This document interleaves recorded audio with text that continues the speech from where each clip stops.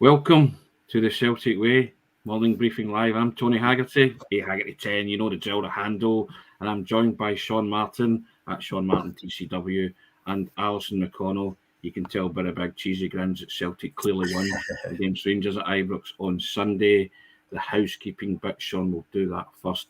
Yep. Along the bottom, troops, as you'll see, if you subscribe to the Celtic Way, it's £1 a month for the first 2 months for some unbelievable content. And if you're too busy celebrating yesterday, I urge you to go on to the website today and have a look at some of the stuff that was put up yesterday. Some wonderful content there. And if you look at the bottom there, www.celticway.co.uk/subscribe. You'll be doing us all a favour if you do that, guys. We'd appreciate that greatly. Yep, definitely. Celtic won, Sean. Yes, a significant stride towards the Scottish Premiership title. It's not over till it's over. Lots of people saying one hand on the trophy, but I guess the manager will tell them they don't stop. No time to relax. They've still got a job to do. The remaining 6 games of the season. You'll just say 3 points, mate. Aye. 3 points. It's. I think Greg Taylor and Carter Vickers, when they get interviewed after it, they probably were a wee bit more accurate with, yes, it is just 3 points, but we're under no illusions how massive a win it was. Not only because of the context of this title race, but also yet another away day. Away day kind of demon, if you want to put it that way, laid to rest. Alison, you mentioned in your preview that they'd already done it at Almondvale the other week, done it to Easter Road after a period of not doing it there for a while. Now they've done it at Ibrox.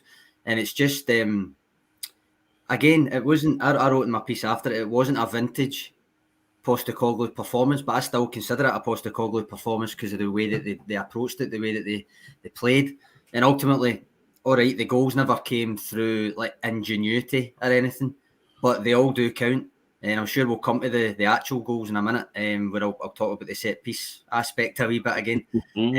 But you're correct when you say that there's still 6 games left. There's still, that means 18 points to play for. They're not 19 points ahead, so technically, no, nothing is won, and it is only one hand on it rather than anything else. So, Alison, a happy Monday for Celtic supporters. Real chance next week.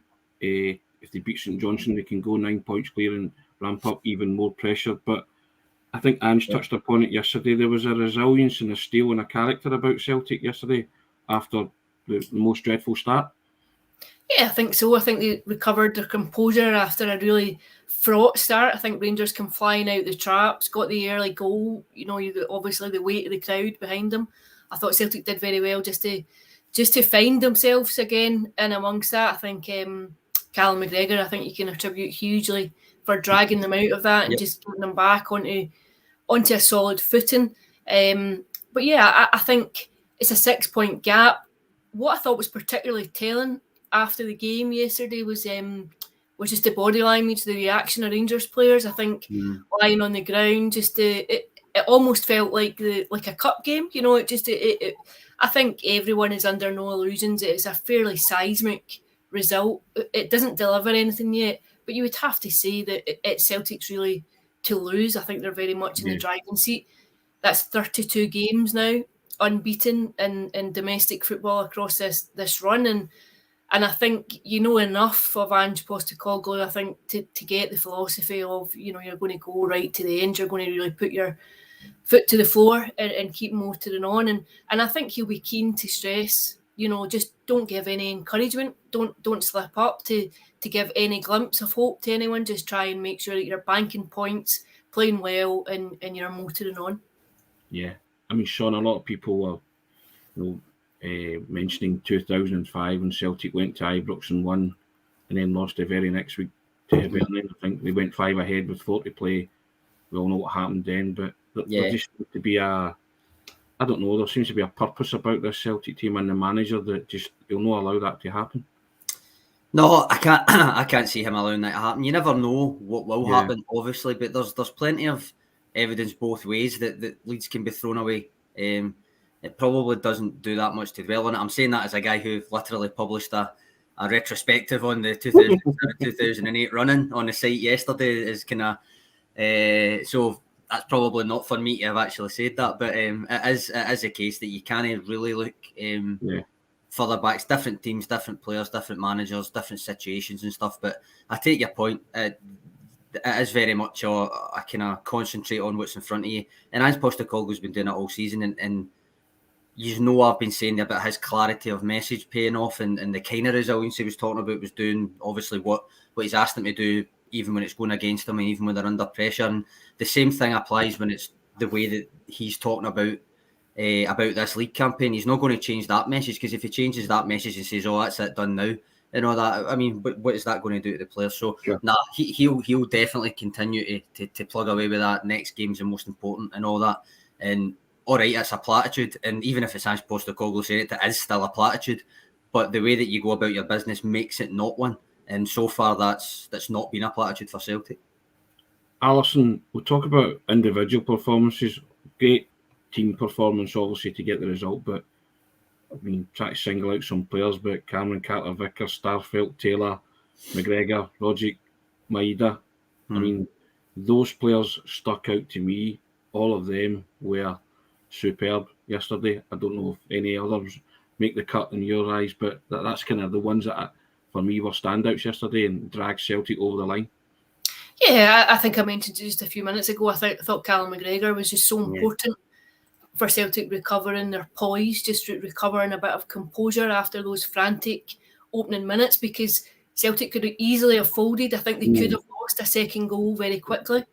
I thought his run just that led to the equaliser. I don't think you can underestimate just how important it was. But I think what aside from Cameron Carter-Vickers and Carol Starfelt, who I thought that both of them coped well with everything that came their way, I thought Greg Taylor probably had his best game in a Celtic shirt yesterday. I thought he was clapping there. He's getting there. And I thought that Maeda just worked his socks off. I think he's tracking back. He's constant harrying. I think there was a 94th minute run where he's coming all the way back, just helping to support the team. And I think that philosophy lends itself to the team performance of everyone. You know, you're digging in, you're working hard. It might not be the most dominant performance that Celtic have had, but I don't think anyone would have underestimated just the magnitude and the statement that came with the win.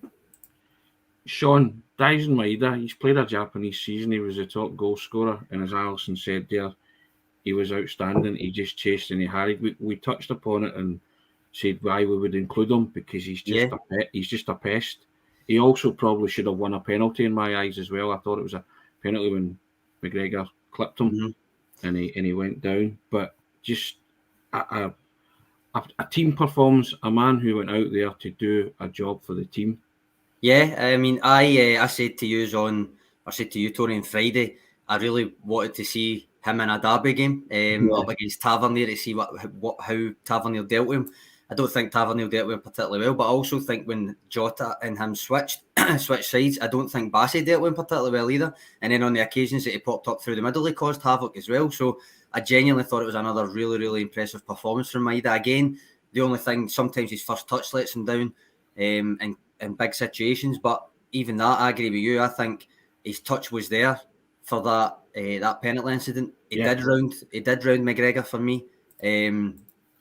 The way that I saw it, would it have been soft? Maybe slightly, but ultimately I think maybe Willie Collum has maybe saw Maeda's late attempt to kind of still get a shot away and decided that was all part of the fall. But for me, he was already in the action of rounding McGregor, and McGregor's leg brings him down without in any way playing anything other than the man.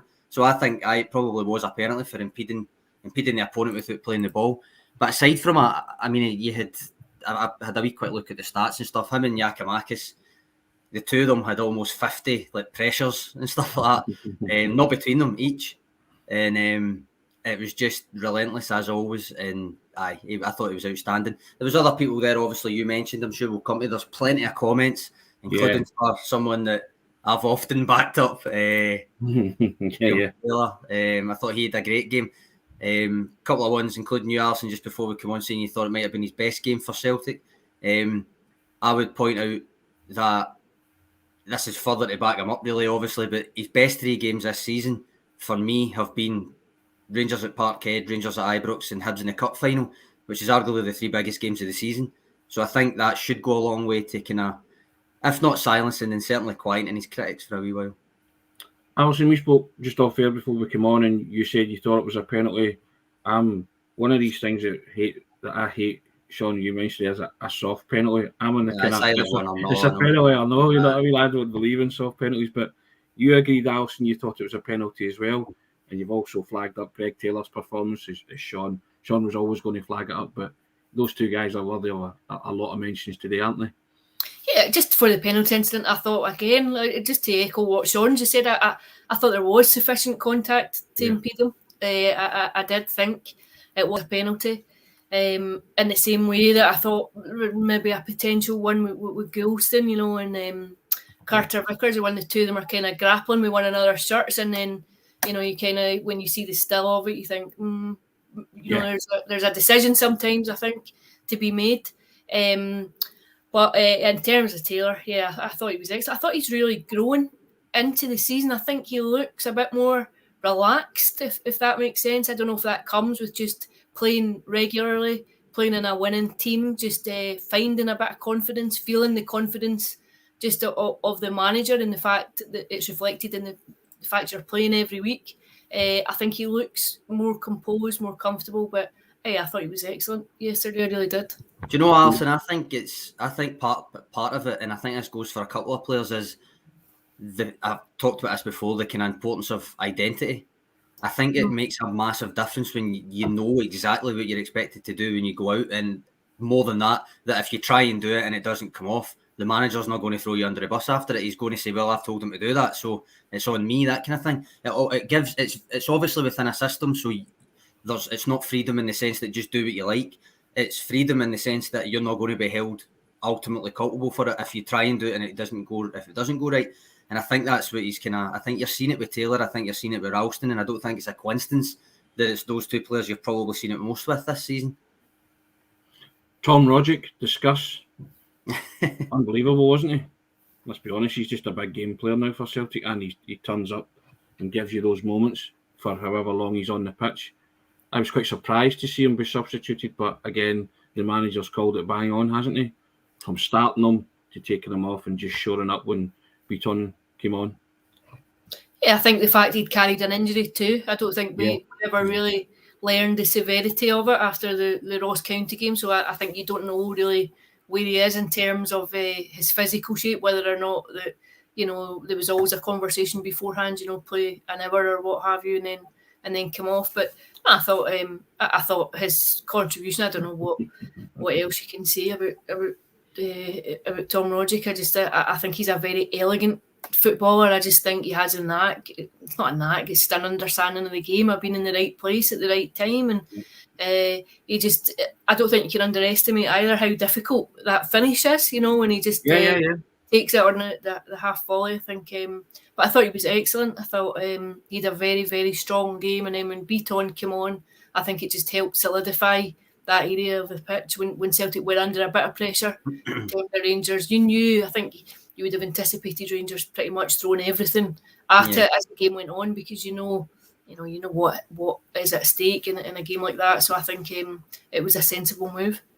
Sean, he's balletic, isn't he? He just glides across that surface, and everybody says, "Oh, he can play with slippers on and stuff." But he just finds pockets of space, and he's you know, he is an actually talented born footballer, isn't he?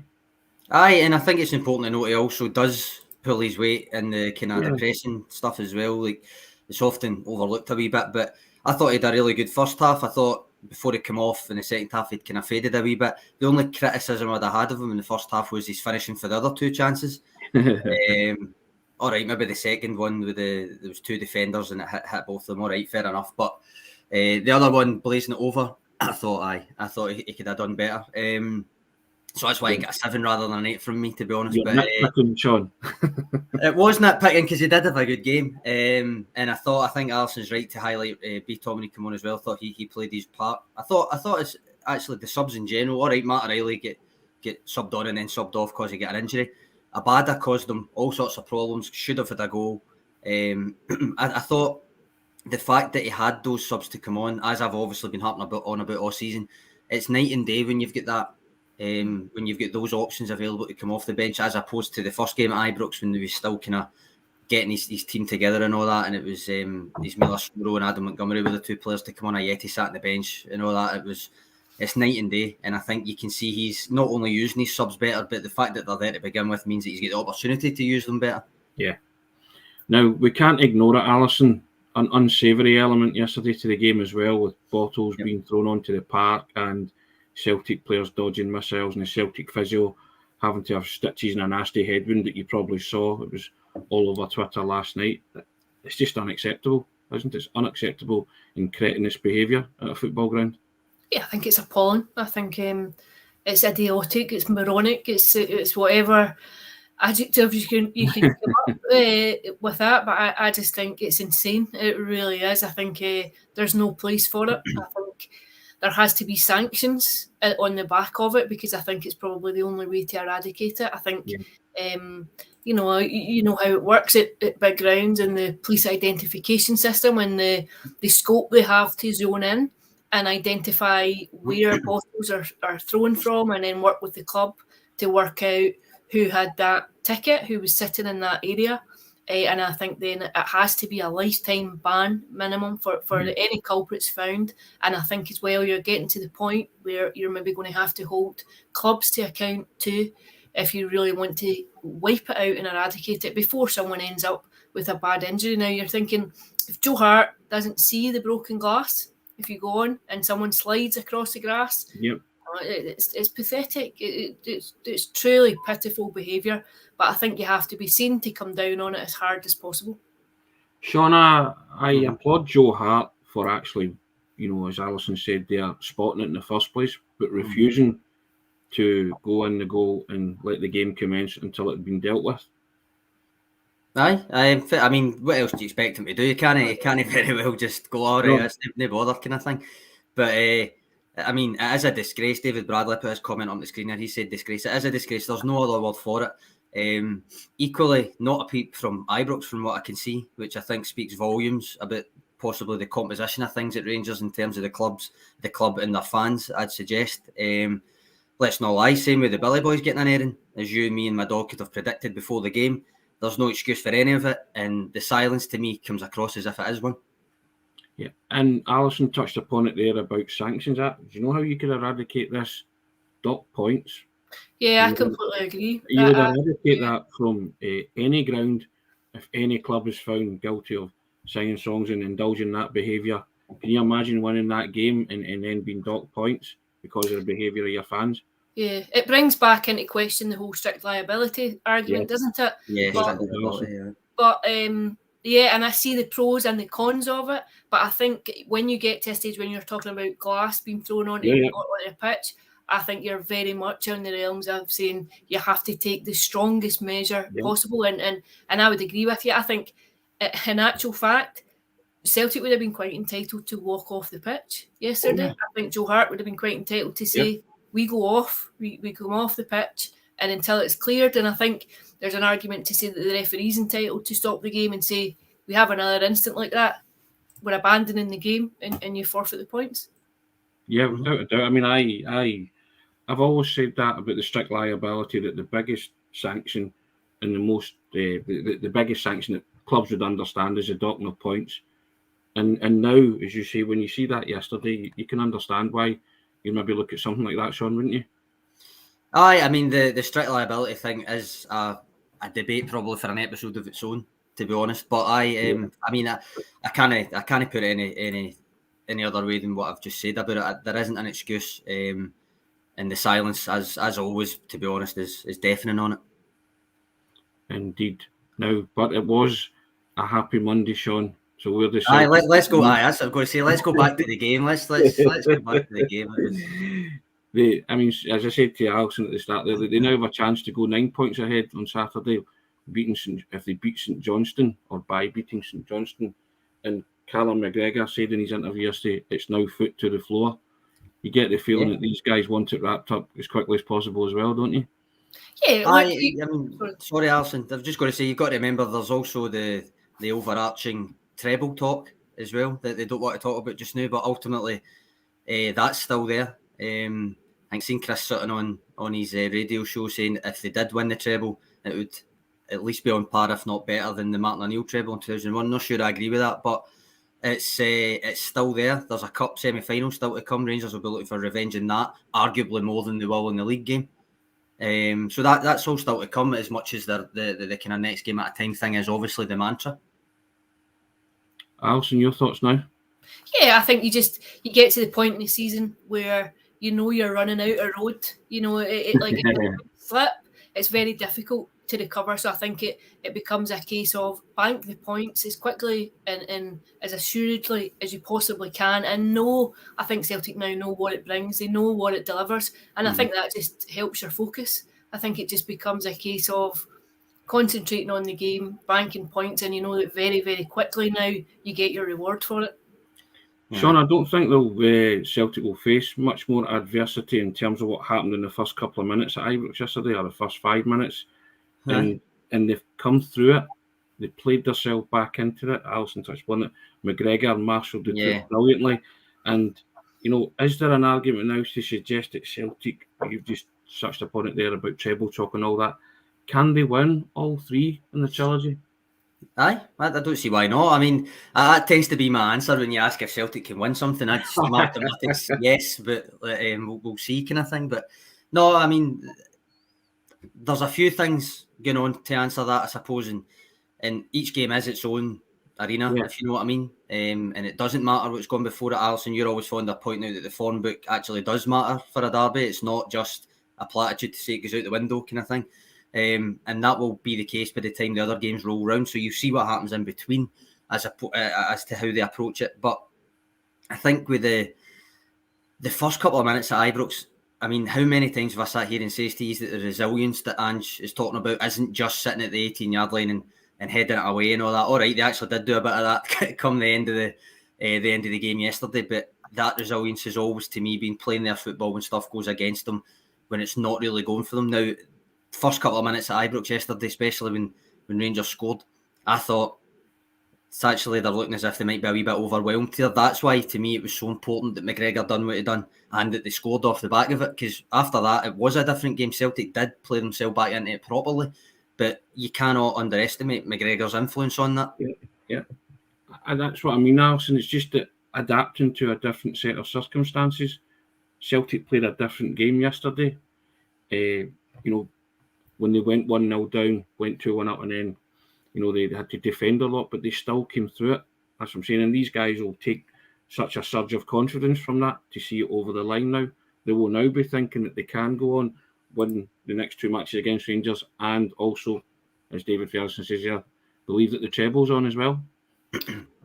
Yeah, to be fair, I think a big part of the confidence comes from the sequence of results. I think that 32-game unbeaten run lends itself when you find yourself in the kind of predicament that they did at Ibrox, when you're really under the caution those first 4-5 minutes. I think the fact that you know you've got it in you to just find your feet, I think that's what comes from being part of a winning team, that you know you have the ability and the confidence to go and recover from the adversity. I think the treble has to be a plausible ambition now. I think when you look at how Celtic are playing, I also do wonder just about what the consequence of yesterday's result may be on Rangers too. I think I touched on it there about the body language. I think much depends on how they react now. Similarly, I felt that the same way on the back of the 3-0 defeat at Celtic Park, that you think there's a possibility of crumbling when you lose such a big game. And I think much will depend on how they recover and whether or not they compose themselves to go and fight again, or whether or not they stumble. And you think if they're to stumble in any way, you just know that Celtic can exploit it. I think they have the means to go and exploit it. I also think now that the semi-final has very different pressures for both teams. Celtic will look at it as the potential to go and win a treble, a very unlikely scenario. If you to go back to the opening weeks of the season, you would never have taken it. For Rangers, it's going to be an opportunity possibly to salvage the season. So I think the pressures on both clubs will be very different in how each of them responds to that. That's sorry, I'm actually blocking half Alison's face out there, but I'll put it down in a minute. But Frank's comment mentions the semi-final, because essentially, all right, they're not out the league race yet, you know that, but essentially, if you assume they're not going to win the Europa League, then the Scottish Cup is the kind of the be all and end all for their season at that point. Frank makes that point. The last part of his sentence, though, that maybe brings us to the kind of more of the unsavoury stuff on the pitch on Sunday. Kicking everything that moves in a Celtic jersey. Should Ryan Jack have been off? Yeah, we spoke about that off camera, and we all reckon that he should have probably faced a bigger sanction. I've got to be honest, and I'll hand out praise. I thought Willie Collum ref the game yesterday. He didn't get too caught up in everything, and he let it flow, and it took him ages to produce a card. I think was it Lundstrom that got the first one. I think so. For the follow through on Giakoumakis, but the Ryan Jack incident is something that might be looked at. I don't know again, but he could have walked, because I think there was a foul on his leg, wasn't there? And there was a stamp or a kind of what do you call it? A face shove push. Yeah. There was a kick on his chest, and then there was a hand kind of right over his face. Yeah, I think I thought it was naughty. I thought it's just a bit sinister. I think it's off the ball. I think you probably have things like that going on all over the park in games like that. But I do think it was a potential flashpoint. I think if it had been caught by either the referee or the assistant, I think you would have to take action on it. And for such a high-profile game and a powder keg game, there wasn't many flashpoints like that, was there? I mean, the Ryan Jack one, I mean, despite the ongoing narrative, and I must admit he has improved as a player at Rangers, but despite the ongoing narrative about Ryan Jack, he is and only ever has been a good midfielder. I mean, he mops up and he keeps it simple. Essentially, what I would argue is if he's your best midfielder, you're probably in trouble, which is maybe why that was the way it was yesterday. More of a complimentary piece than a standout. But he's always had that dirty side, and that was on show with that Giakoumakis thing. I think with Giakoumakis, his presence in general seemed to rattle the Rangers players a wee bit, I thought. I'm not saying he had a great game, but his effort, his commitment, I don't know if maybe something to do with the confidence when he was speaking about the title race as well, maybe it's something to do with it. But that's the way it came across to me, that his kind of presence had them a wee bit rattled. And I mean, as for the Ryan Jack, don't get me wrong, Giakoumakis went right through him before that, but it was ultimately a reactionary thing from Jack, the kind of face shove, whatever you want to call it. It was essentially Ryan Jack doing Ryan Jack things, so I wasn't really shocked. He certainly put himself about a bit, Giakoumakis, Alison. As Sean said, that he never had his best game, but he made his presence felt, didn't he? Yeah, I thought he worked his socks off, actually. I think you know what you're getting from him. I think maybe the lack of chances he had just showed maybe at times the lack of width Celtic had in terms of just getting the ball into the 6-yard box, where he has had most joy in recent weeks. I think it maybe just reflected how the game was played. I thought the game was almost played out centrally. I think so much came through the middle. But no, I don't think you can fault him for his work rate or his effort. I think he gives 100%. You know, you see him, another one like Maeda, he's working back. I thought the last sort of 5-10 minutes of the game, I thought he was out in his feet. I thought he was absolutely exhausted by the end of it. And another one, an honourable mention, Shaw, Joe Hart, great save from Fashion Sakala. Yeah. Concentration levels as well, you know, lost the early goal, but had nothing much to do after that. But whatever he did have to do, he dealt with really well. I mean, I was on course to give him a 6 in my ratings, and then he made the save from Sakala, plus the fact that it could have allowed that broken bottle thing to put him off, and he didn't. Yeah. So I ended up giving him a 7. I think you're right, it didn't actually have that much to do. Rangers had more shots, and he had to make more saves than McGregor did, but I wouldn't say that he was actually troubled, if you know what I mean. I think he done well. He done what he was asked. No, he did well. I think obviously it helps when the two centre backs in front of you are right on their games in the manner that Starfelt and Carter Vickers were. I think Carter Vickers obviously scored the winner, and this is where I'm going to get the set piece talk about. It was another one where I would say it was kind of profiting from the chaos of a set piece, where they got the ball in, and it was almost like a scramble and somebody put it in. But that's happened a few times now this season, and Starfelt's actually won the first ball for a Celtic goal from a set piece on a couple of occasions as well. He's not going to get an assist for it, because there was enough of a kind of ricochet before it that's not going to be the case. But it's still worth highlighting that it was him that won the first ball there. And he's actually, I mean, he went in for, I think, more aerial duels than Carter Vickers. Didn't win as big a percentage, but I noted at the time when I was kind of keeping an eye on it during the game that a lot of Rangers crosses and set pieces, it was Starfelt that was the first line, and it was Starfelt that had to clear it. So that goes, that I think that deserves a mention as well, because the two of them were sensational, but obviously Carter Vickers is obviously grabbing the headlines a wee bit more because he not only played well at the back but scored the winner. Alison, you saw it in everything against St Mirren when Starfelt knocked the ball down for Carter Vickers to score the opening goal. Again, the two of them are nuisance value at set pieces now, aren't they? They're starting to kind of work out, right, if one of us can get on the end of it and the ball falls, then fine. But it's now becoming a threat, isn't it? And I agree with Andrew. I thought Starfelt was excellent yesterday. Yeah, I think they both have a physicality at set pieces that you want to use. I think you want to test other defenders. You want to utilise it to get any kind of reward. And yeah, and I think yesterday was a classic example of it. You know, you just you feed off feed off something in the box. Like you're there, the ball falls kindly to you. Can you go and make it count? And I think that's what you have to do with set pieces. I think you've got to try and utilise any advantage that they can bring. That's funny you should use that. Sorry, Tori. It's funny you should use that phrase, because when I spoke about set pieces on here, obviously, but when I wrote a kind of in-depth article, kind of breaking stuff down, it's set pieces at both ends. The way that I phrased it was that if they could improve both offensively and defensively, that it would be a marginal gain in the title race, and I think that's been borne out in recent weeks because that's several goals from set plays, and the winner obviously came from one yesterday too. So. You heard it here first, Sean. I told you, Starfelt's going to score in the last game, like Pallister did when Man U won the title all those years ago, and every player in the squad scored. You know where that's heading. He's going to score his first goal. I'm hoping he's going to score. I've been wanting him to score last game of the season. Listen, it's been a happy Monday.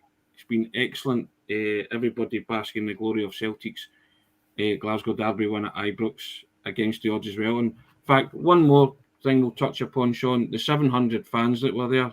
Yep. The manager and the players spoke about how they were very vocal and gave the players encouragement, and you saw at the end of the scene when the players went over to them, and just a big up to them for braving the elements and going in and giving the boys their support. Aye, no, fair enough. I don't think anybody expected any different. I think that was always going to be the case. As long as there was a couple of fans there, they would be making noise. 700, obviously, not as many as I think any of us hoped it would be. The opportunity was there for a compromise. It was rejected, not Celtic's fault. I said when we done the panel thing, it was almost damned if they do, damned if they don't. If they accept it, then it's almost accepting the nonsense, the pettiness. If they didn't accept any, then there would be no fans there for Ange and the players. So I felt for the Celtic, the club, the board, as to how they could deal with it. They ended up accepting it, so 700 fans got a great day out. Yes, Alison, they would have feared the worst after 5 minutes, but they would have certainly enjoyed their day by the end of it. Yeah, and I think the best way to silence a big crowd like that is really just to try and play well in that environment. And I think the equaliser really took the wind out of Rangers' sails, given how dominant they had been in those opening few minutes. And I think that's when it becomes really important to try and work the crowd to your advantage. I think when you've got 700 fans in a 50,000 seater stadium, the only way you are going to hear them is if you give them something to respond to. Excellent. And well, Celtic did give them something to respond to. Rangers won, Celtic 2. Celtic moved 6 points clear with 6 games to play. It's all there for the taking, Sean and Alison, isn't it?